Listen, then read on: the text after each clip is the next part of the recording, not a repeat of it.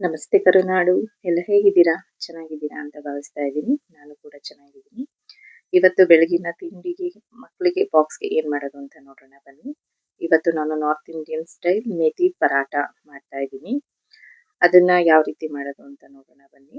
ನಾನು 2 ಬೌಲ್ ಗೋಧಿ ಹಿಟ್ಟನ್ನ ತಗೊಂಡಿದ್ದೀನಿ. ಹಾಗೆ ಒಂದು ದೊಡ್ಡ ಕಟ್ಟಿನ ಮೆಂತ್ಯ ಸೊಪ್ಪನ್ನು ತಗೊಂಡು ಅದನ್ನ ಬರೀ ಎಲೆ ಮಾತ್ರ ಬಿಡಿಸ್ಕೊಂಡು ಅದನ್ನ ಚೆನ್ನಾಗಿ ತೊಳೆದು ಅದನ್ನ ಸ್ವಲ್ಪ ರಫ್ ಆಗಿ ಕಟ್ ಮಾಡ್ಕೊಂಡಿದ್ದೀನಿ. ನಿಮ್ಗೆ ಯಾವ ರೀತಿ ಬೇಕೋ ಆ ರೀತಿ ಚಾಪ್ ಮಾಡ್ಕೊಳ್ಳಿ. ತುಂಬಾ ಸಣ್ಣದಾಗಿ ಕಟ್ ಮಾಡಿದ್ರೆ ನೀರ್ ಬಿಟ್ಕೊಳ್ಳೋಕೆ ಸ್ಟಾರ್ಟ್ ಆಗುತ್ತೆ, ಮತ್ತೆ ಅದು ಗೋಧಿ ಹಿಟ್ಟು ತುಂಬಾ ತೆಳ್ಳಗಾಗುತ್ತೆ.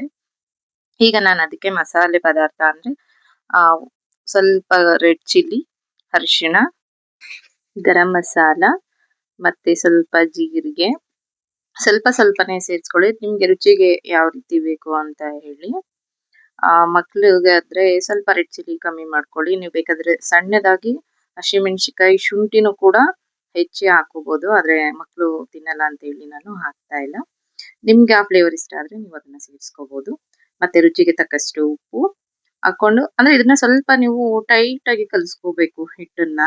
ತುಂಬಾ ತೆಳ್ಳಗಾದ್ರೇನು ಪ್ರಾಬ್ಲಮ್ ಆಗುತ್ತೆ. ಯಾಕಂದ್ರೆ ಮೆಂತ್ಯ ಸೊಪ್ಪಿಗೆ ನಾವು ಈಗ ಉಪ್ಪು, ಖಾರ ಎಲ್ಲ ಸೇರಿಸ್ತಾ ಇರೋದ್ರಿಂದ ಅದು ನೀರ್ ಬಿಡಕ್ ಸ್ಟಾರ್ಟ್ ಆಗುತ್ತೆ, ಮಸಾಲ ಸೇರಿಸ್ತಾ ಇರೋದ್ರಿಂದ.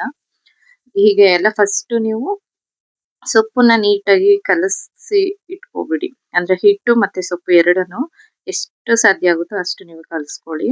ಆಮೇಲೆ ಸ್ವಲ್ಪನೇ ನೀರ್ ಸೇರಿಸ್ಕೊಂಡು ನೀವು ಕಲಿಸ್ತಾ ಬನ್ನಿ. ನಾನು ನೋಡಿ ಎಷ್ಟು ಟೈಟ್ ಆಗಿ ನಾನು ಕಲ್ಸ್ಕೊಂಡಿದೀನಿ ಅಂತ. ಇದು ನಾನು ಒಂದು ಅರ್ಧ ಗಂಟೆ ಇದನ್ನ ನೆನೆಸಿಡ್ತೀನಿ, ಚೆನ್ನಾಗಿ ಉಪ್ಪು ಖಾರ ಎಲ್ಲ ಇದಾಗ್ಲಿ ಅಂತೇಳಿ. ಅದಾದ್ಮೇಲೆ ಒಂದು ಅರ್ಧ ಗಂಟೆ ನೆನೆಸಿಟ್ಟಾದ್ಮೇಲೆ ನೀವು ಅದನ್ನ ಒತ್ತಕ್ಕೆ ಸ್ಟಾರ್ಟ್ ಮಾಡ್ಕೊಳ್ಳಿ.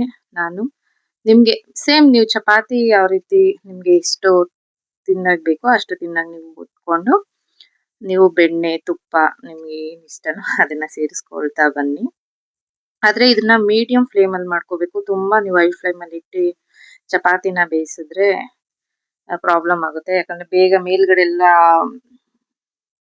ಬೇಗ ಕಪ್ಪಾಗ್ಬಿಡುತ್ತೆ. ಅದ್ರ ಬದಲು ನೀವು ಮೀಡಿಯಂ ಫ್ಲೇಮ್ ಅಲ್ಲಿ ಇಟ್ಕೊಂಡು ಬೇಯಿಸ್ಕೊಂತಾ ಬನ್ನಿ. ತುಂಬಾ ಚೆನ್ನಾಗಿ ಇರುತ್ತೆ, ಮಕ್ಳಿಗೆ ಹೆಲ್ದಿ, ಆಮೇಲೆ ಬೇಗನೂ ಆಗುತ್ತೆ. ಮಕ್ಕಳು ಸೊಪ್ಪು ತರಕಾರಿ ತಿನ್ನಲ್ಲ ಅಂತಂದ್ರೆ ಇದೇ ರೀತಿ ಮಾಡೋದು. ನಾನು ಇದೇ ರೀತಿ ಮಾಡೋದು. ಮೆಂತ್ಯ ಸೊಪ್ಪು ಸ್ವಲ್ಪ ಕಹಿ ಅಂಶ ಇರೋದ್ರಿಂದ ಅದು ಮಕ್ಕಳು ಪಲ್ಯ ತಿನ್ನೋದಕ್ಕೆ ಇಷ್ಟಪಡಲ್ಲ.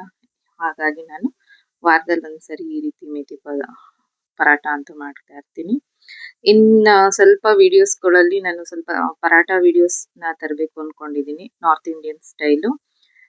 ನಿಮ್ಗೆ ಆ ವಿಡಿಯೋಸ್ ಇಷ್ಟ ಆದ್ರೆ ಪ್ಲೀಸ್ ಲೈಕ್ ಮಾಡಿ, ಕಮೆಂಟ್ ಮಾಡಿ, ಶೇರ್ ಮಾಡಿ, ಮತ್ತೆ ನಮ್ಮ ಚಾನಲ್ನ ಸಬ್ಸ್ಕ್ರೈಬ್ ಮಾಡಿ. ನಾವು ಹೊಸದಾಗಿ ಯೂಟ್ಯೂಬ್ ಚಾನಲ್ನ ಓಪನ್ ಮಾಡಿರೋದ್ರಿಂದ ನಿಮ್ಮ ಸಪೋರ್ಟ್ ತುಂಬಾ ಮುಖ್ಯ. ನಾವು ಮಾಡೋ ರೆಸಿಪೀಸ್ ಅಲ್ಲಿ ನಿಮ್ಗೆ ಏನಾದ್ರೂ ಬೇರೆ ತರ ಮಾಡ್ಬೇಕು ಅಂತಂದ್ರು ನೀವು ಕಮೆಂಟ್ ಅಲ್ಲಿ ತಿಳಿಸಿ, ನಾನು ಮಾಡ್ತೀನಿ.